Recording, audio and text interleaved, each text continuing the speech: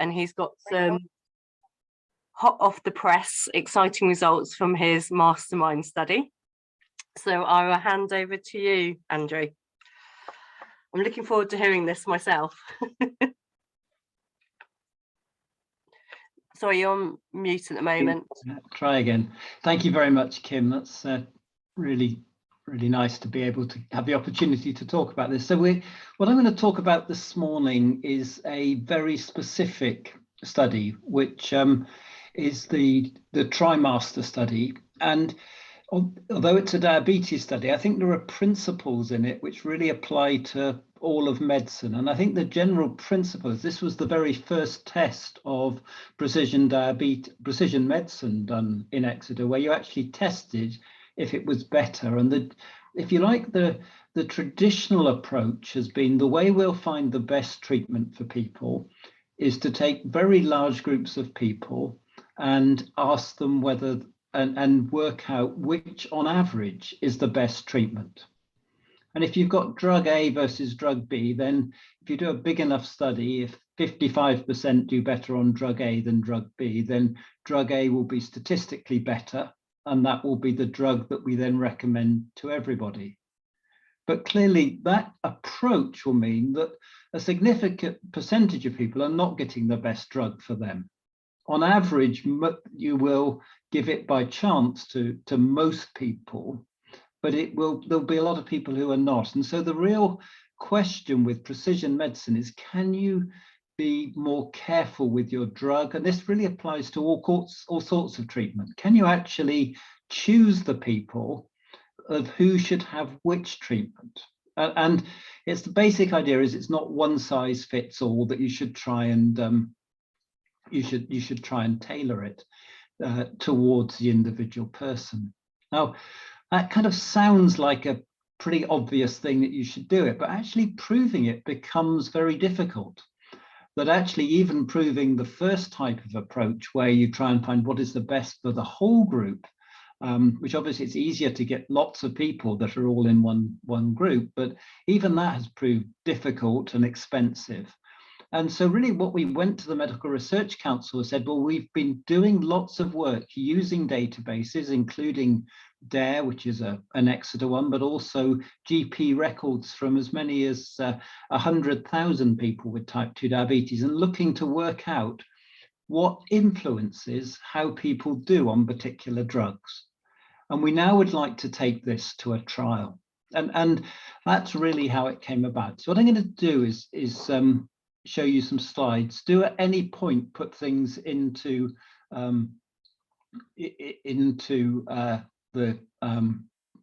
chat if you'd like to. So I'm just going to share my slides.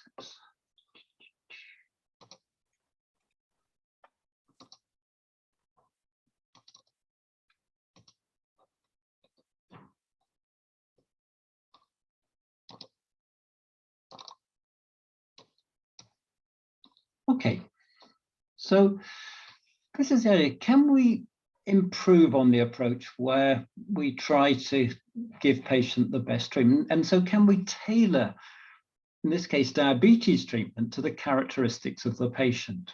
And this is particularly for diabetes. The first drug is metformin, and if you like, that seems to have so many benefits and is cheap and is safe that people think that should be the first drug for anyone. But after that, it all becomes very haphazard. And we found throughout England, there are very different preferences. And so where you come from seems to alter which drug you will get after metformin, which is a very bizarre thing. But what it really shows is that there isn't clear evidence. And the idea is, well, if you want to tailor it, maybe you should tailor it because of effects other than lowering glucose. Obviously, lowering glucose is the main thing. Or maybe you should tailor it to avoid bad side effects.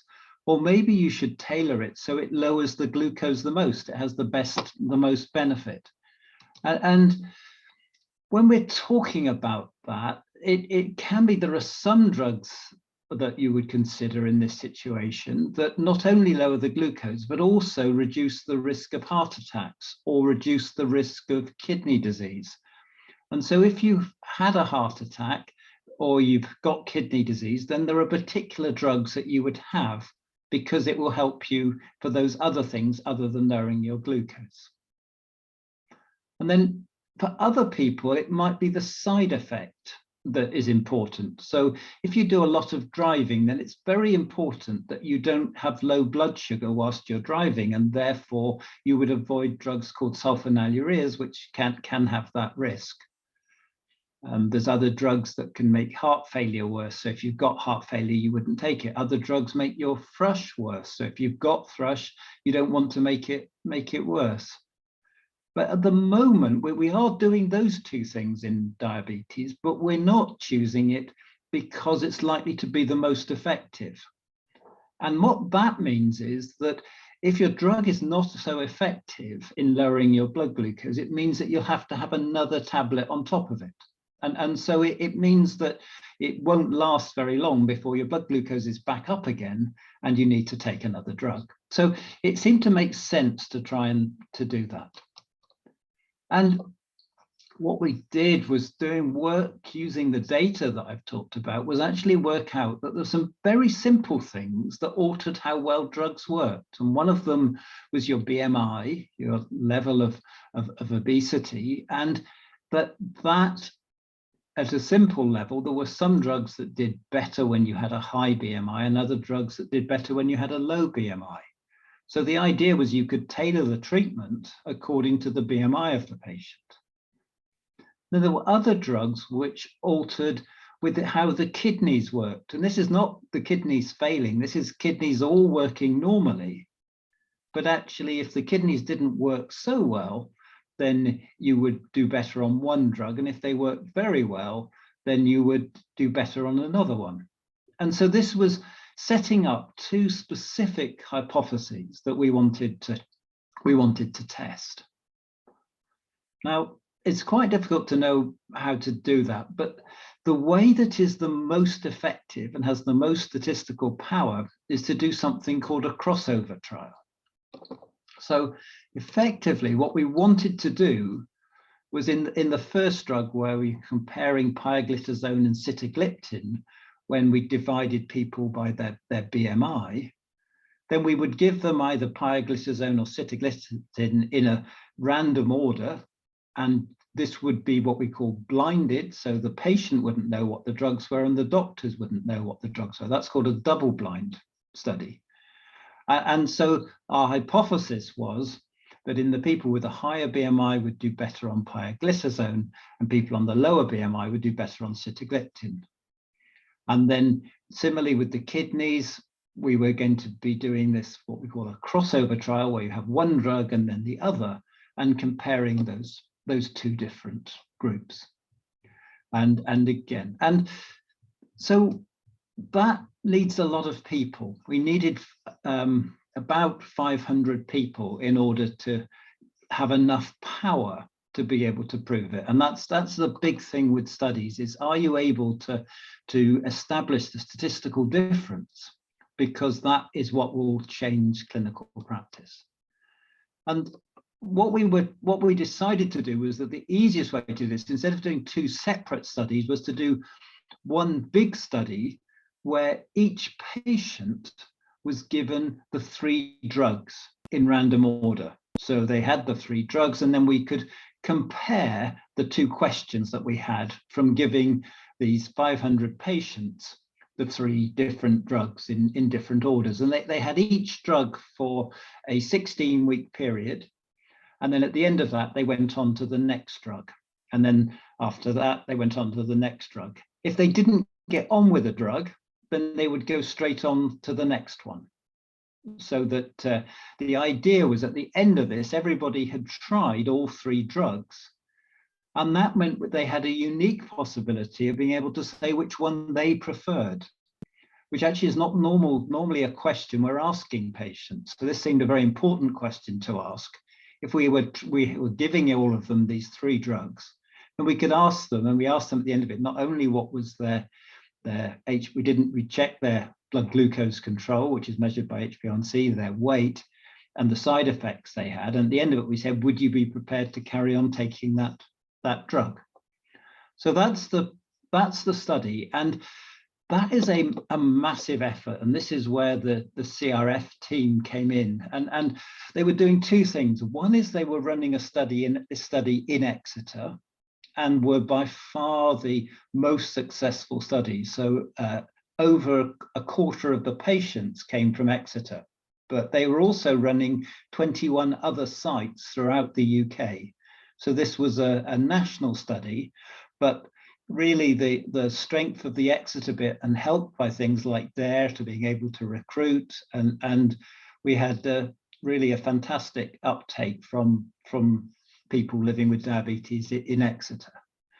We were able to randomize 525, and then of those patients, there were 458 who completed all 3 study periods. So that meant that we had adequate number of people in the trial, and we were able then to be able to test the 2 specific hypotheses, which was the two questions we'd set out to do. Now, this was one heck of a study, because we had to keep people going. You couldn't lose. If you lost someone, then their data was no good if they didn't do all 3 drugs. So you really had to keep things going. And just to make things difficult, COVID descended on us towards the end of the study. And so we suddenly had people that had gone away on a cruise and were now stuck in a cruise ship in America. And we had to find out all sorts of systems of coping with completely unexpected things. But the people in the study were brilliant and kept taking it, and the staff took every way they could. We just reduced all contact to a very bare minimum, but just kept the study going. And I'd be happy to talk about some of the challenges that involved. But the bottom line was that the team did it, that they got 458 people through all the 3 study periods. And that meant that we could answer the questions that we wanted to do. And really, this was the first study that had tested whether it was better to do a precision medicine approach, trying to match the patient to their treatments, to their characteristics, or is it better just to give them the best drug of the 3? These are what the people who took part looked like. They were interesting. There were more of them that were men, and often we have excess numbers of women in trials, but this was probably because actually there are more men with less well-controlled diabetes that need an extra tablet than there are women. And we actually have done studies on GP records to identify that. As you'll be aware, not only in Exeter, but elsewhere, it was difficult to get ethnicities other than white European, which is a limitation of the study. But to be honest, you probably need to repeat the study in other countries would be the best way of getting other ethnic groups. And they needed additional treatment because they had high blood glucose, as shown by the HbA1c here of 69, and the target for that is 58. So the interesting thing was, if you compared how they did on the 3 drugs, that they did identically on the 3 therapies. So the 3 drugs worked equally well overall. So if you were to take the standard approach, you wouldn't have any way of saying which was the best drug, because they all performed equally. The glucose that you achieved, shown by the HbA1c, was the same on the three different drugs. But when we then split it into the different groups that we proposed, you can see here is the one where we took those with a low BMI. And this is on this side of the line is favoring sitagliptin, on that side of the line is favoring pioglitazone. So these patients, and this is the 95% confidence limits. So the patients with a lower BMI, below 30, they did better on sitagliptin. But those with a higher BMI did better on pioglitazone. So that confirmed our hypothesis. And then equally for the second hypothesis, where we looked at how the kidneys were working, what we found here was, and this is 2 different drugs. This is sitagliptin here, and this one is canagliflozin. And so the question, what we found was when the kidneys were working less well, still working normally, but in the bottom half of the normal range, then we found that sitagliptin did better. But when the kidneys were working in the top part of the normal range, then canagliflozin, a drug that works through the kidney, that one did better.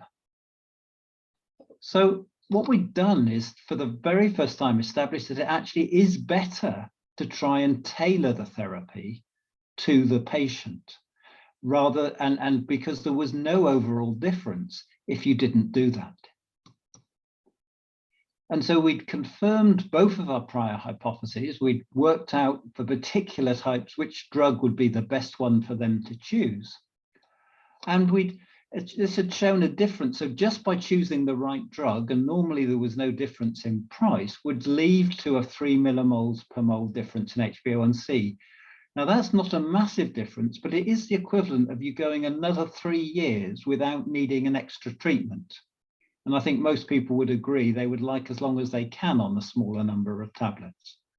And it's possible to refine that further.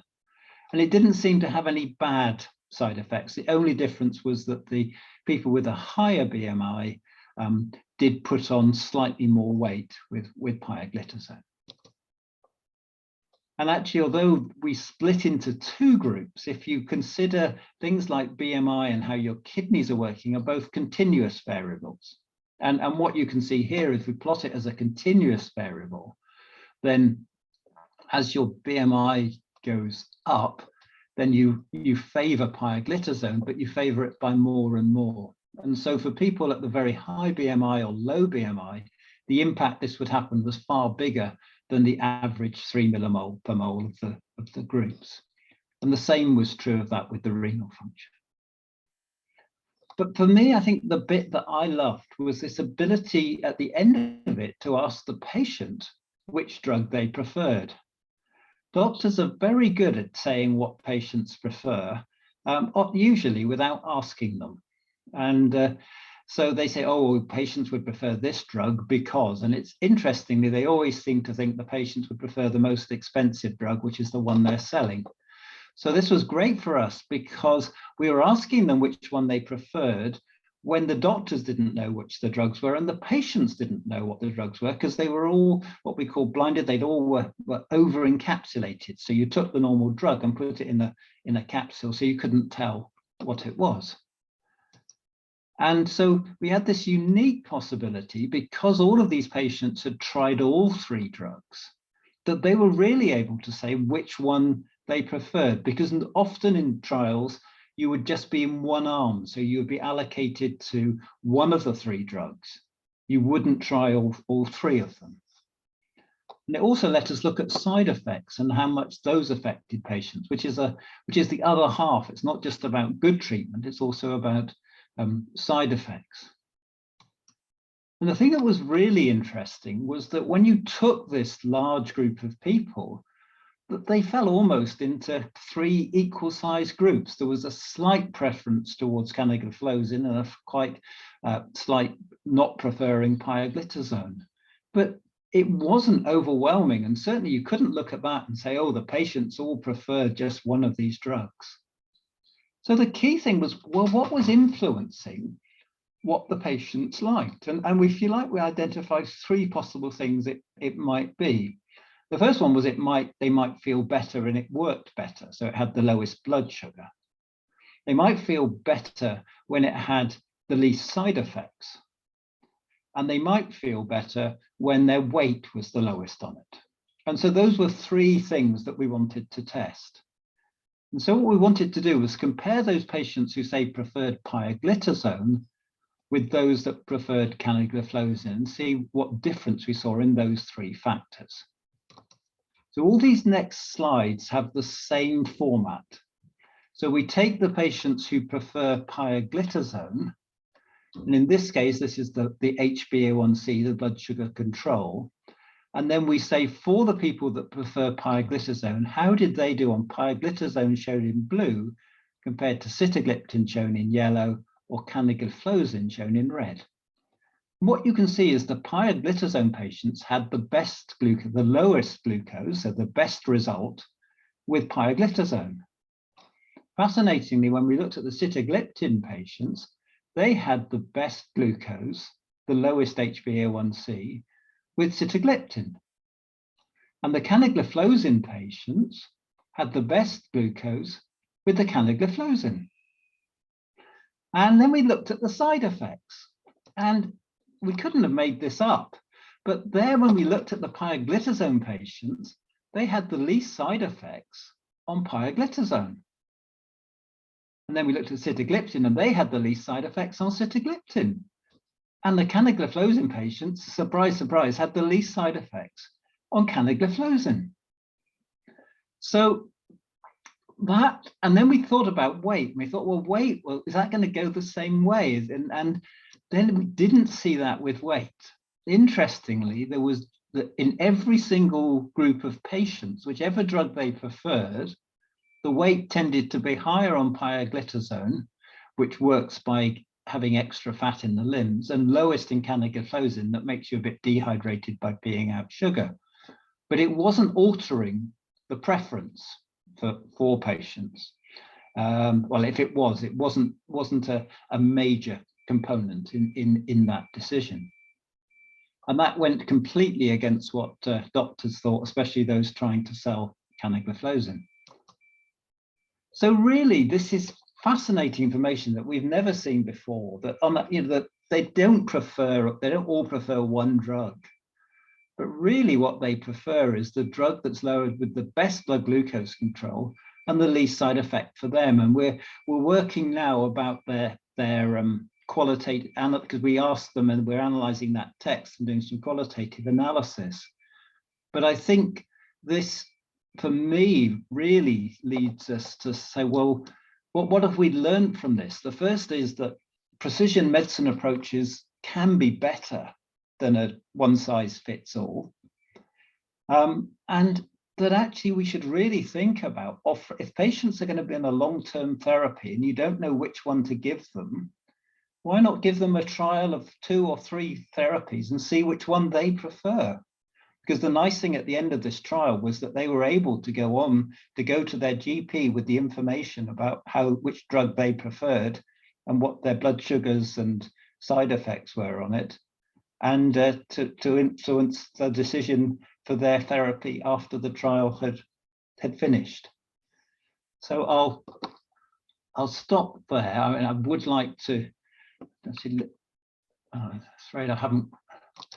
I would very much want to thank the fantastic team that we had. We had people running the administrators, people bringing the studies in, people handling the samples, and the quality of the data and the quality of skill. We had a data steering committee and a data safety committee who were both incredibly complimentary about the CRF team that ran the study, and it would be impossible without them. But I'd be very happy to take questions from anyone. Charlie, I see your hand is up. Yeah, thank you. Brilliant, Andrew. I think I stuck there with what you said, and it felt coherent. Not that I can be a judge of that, but maybe this question will test it. So in future, if you knew the BMI and the kidney function level of any individual with type 2 diabetes, you would then know which drugs to prescribe, and that individual would say, thank you very much, because actually in every respect I feel better. Is that true, what I've just suggested? Well, yeah, well, interestingly, but I think it's a really striking finding, because actually even before we'd fed back the HbA1c, because we actually did that choice in 2 ways, they felt better and preferred the drug that their glucose was lower on, which I think is a fundamentally important point. And that means they're more likely to take it. It means they're going to get less side effects. It means it's going to last longer. Mm. Sometimes those other factors would overrule it. If you had a lot of thrush, but it was saying you should have the drug that makes sugar go in your urine, which makes your thrush worse, then that might overrule it. So I think there are about 60 to 70% of patients where there isn't an overruling factor, if you like, but that would still come in. What we, if you like to say how we're going to do this, we're actually not going to have categories. Categories is losing some information. So what John Dennis has developed is a thing where you put in your clinical characteristics, like your BMI and your renal function, into an app, and it works out how you would do on each drug and says which is the one that's best. And he's also refining that for side effects as well. So I think we really will move to the point where you will be able, at least at your first choice, that because for the poor GP, if you've got 3 equal drugs, then it's hard enough for myself as a person who spends his whole time doing diabetes. But if you're just doing diabetes occasionally, it's very hard to know to balance the different ones. And so this thing where someone could tell you how the patient's likely to do better would be worth it. We are very excited about it because we think we could start rationalizing things, and it might stop mattering where you are in the country. That shouldn't determine which drug you get in this situation. Yeah, great answer. And I think probably You've just gone on mute. Sorry, Charlie. Sorry. Thank you, Andrew. Yeah, great answer. And I think your method, and I'm just a comment, not a question, should be able to be used elsewhere in research, and that, you know, is doubly powerful. Well, I really enjoyed that. Thank you. Oh. Okay. Is there any more questions at the moment, Alexis? Oh. Yes, Charlie just touched on what occurred to me. I think what you've done is absolutely brilliant. And so the burning question is really, how easy is the same method going to be used in other areas of research, perhaps not to do with diabetes even, but with other problems that may present in a similar way? Yeah, so it's interesting. If you like, the place where precision medicine is being used now is cancer. And what they are doing is taking the actual tumor and then gearing the treatment towards the tumor and trying to prevent death. Now, that's a very different thing from our method. And our method is about a chronic illness with long-term treatment, that control of that risk factor, the glucose, is going to have a long-term impact. And so I think really what we are wanting to do, excuse me, is to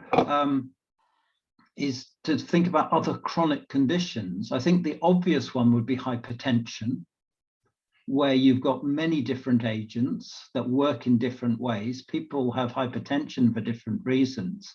And I think to repeat this completely, and equally the early phases where we looked at routine data and tried to look at what factors altered how well you did on particular drugs. So I think that would be another good example of it. And I think maybe the treatment of cholesterol, although that tends to be less variable, still there are problems with side effects that some people get, and some people do very well and others less well. So I think those chronic illnesses where is an area where our methodology would be appropriate. And I think those questions of which one do the people prefer, if I had to go on a blood pressure treatment, I would love to try 3 out and see which one I felt best in and which one I did best on. Seems intuitively to make sense. Thank you. Alexis, yeah. Yeah, I just want to follow up. I think you really expanded my excitement at the patient preference discoveries. It's really great. And my original question was, well, how are you going to generalize this? What are you going to do with this? Is somebody going to write specifically about the findings of, almost an ethnography of the patient preferences and blah, blah, blah.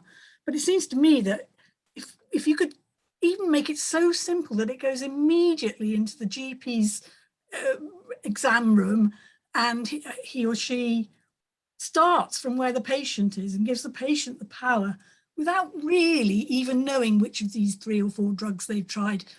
They won't do your elaborate research, but it seems that they could almost start there and say, well, which one of these do you think, on the basis of your trials for over a few months. Which do you prefer? And okay, write it up later, feed it into the brain boxes, but just give patients the power to say more. I think that's what you're saying. Well, it was what I should have done, and I apologize for not doing it, is bring along one of the people who did the study, and maybe we'll do that on another occasion. But they loved it, and they just said that they found drugs that made them dramatically better, and drugs that really they felt awful on, and actually, and it was different drugs for different people, and so it. I think so. What we did, we were going to write, if you like, it was almost a subsection, and the journals always want you to write your main papers about your prior hypotheses, which are our two things, which we did establish. But for me, I agree with you. The excitement is in the preference data, because, and I think the way it immediately applies is if you're going, either a person is going to see a GP or a GP is seeing a person and saying, you've got a chronic illness and there are 2 or 3 different drugs we could try at this situation, that they could say, well, would you like to try them each for 3 months? And then we'll see how you do on the 3, and then come back to me and do that. So we've got Bob. There is the genetic level as well, isn't there? You need, if you've got this subject in the, saying, yes, I like this better, then surely the likes of you will want to actually study their genetic profile and their whatever else bits you do with blood. I will. I'm a great believer in horses for courses, which is actually that actually genetics is very good in some situations. In some situations, clinical information, the big advantage of, we will study the genetics, of course, we've done the DNA on all of them and we've got consent for that. But I think in this situation, I actually think the advantage of doing it based on the things that GPs normally measure in people with diabetes is there's no extra test before you decide the therapy. And it means that we can use data sets from all over the world because everybody collects the same information. And actually, I found them much more powerful than my colleague Ewan Pearson, who used to work here and now is in Dundee. He studied the genetics, and the effects of BMI and renal function are much bigger than the effect of the genetics in that kind of area. It might be nice if Bob was happy to do it, just for him to talk about it, because he was on the study. I apologize, Bob, I hadn't realized you were here, but did you just want to talk about that? Well, I can say a little bit in the sense that I found it, potentially very interesting. My problem was that my results were all that I actually got the lowest HbA1c on the control without any of the drugs. So and in a sense, I'm finding that's true in that we're struggling to find anything, we're repeating the study almost in the sense that I'm trying the different alternatives and we're just not getting the blood sugar down. So I'm obviously not the same as other people. Now, I should say one thing I did feel I still missed. Unfortunately, I had to miss the beginning of your talk for various reasons. And you may have mentioned this, but in the note that's been sent around to the participants, there still isn't anything that says what the overall benefit was. How much did it reduce your HbA1c, or how effective was it? However you want to express that. Because I'm not entirely clear how much benefit any of these drugs gave. Okay, yeah, so let me just give that, because that's so on average the benefit of a drug versus no drug this is on average was similar for all of them, and it lowered the blood glucose by 10 millimoles per mole, which is what is typically achieved with a drug in people who have type 2 diabetes, who are that's a normal response. There's enormous variation within that, but that's the average response. And then the improvement in selecting your drug based on that criteria gave you a 3 millimole difference. So about a third of the improvement was seen there. But what I did show was that in fact, if you had an extreme BMI, then it made more difference. So if you had an extreme renal function, then it's not. This was just 2 groups where we divided the groups in half. But actually, if you were at an extreme, it would make more difference. And you can achieve that just by being on the right drug without needing to take anything extra. So I apologize that wasn't in the letter. It should have been. Yeah. Thank you. Okay, is there any more questions for Andrew?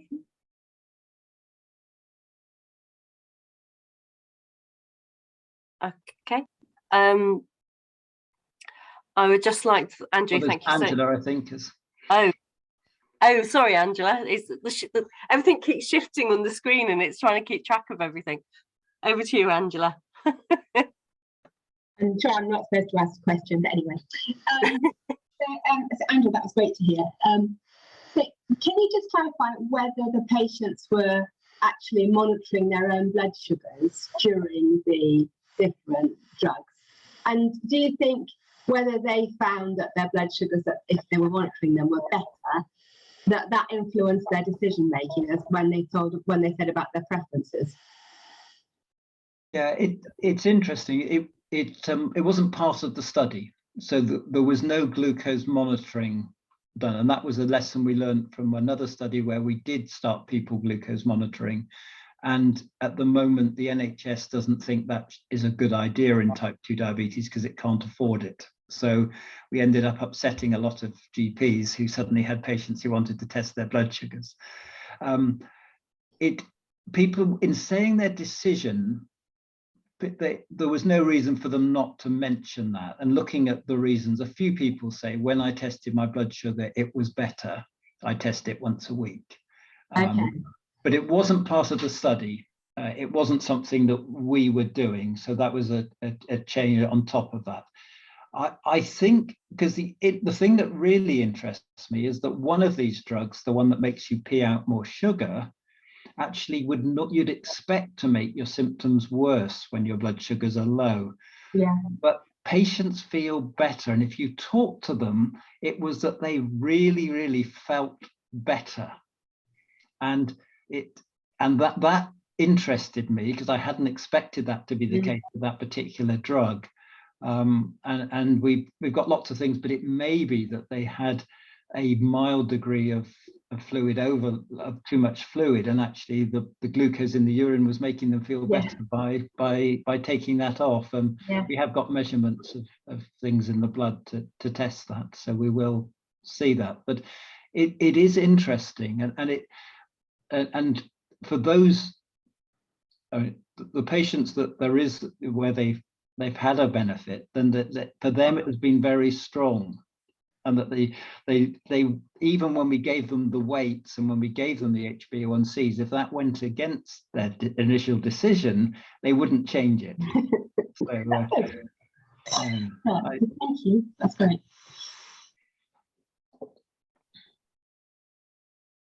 Okay, so we're just about to run out of time on this session and go into a break. So I'd just like to thank you so much, Andrew. That was a really fascinating talk to hear, and we're really pleased that you were able to come along and share that with the group today. So thank you ever so much, and thank you, Angela, as well for coming and joining your session, doing your presentation. So I'd just like to, I like the hands, the applauding hands are appearing on the screen. So thank you, everybody.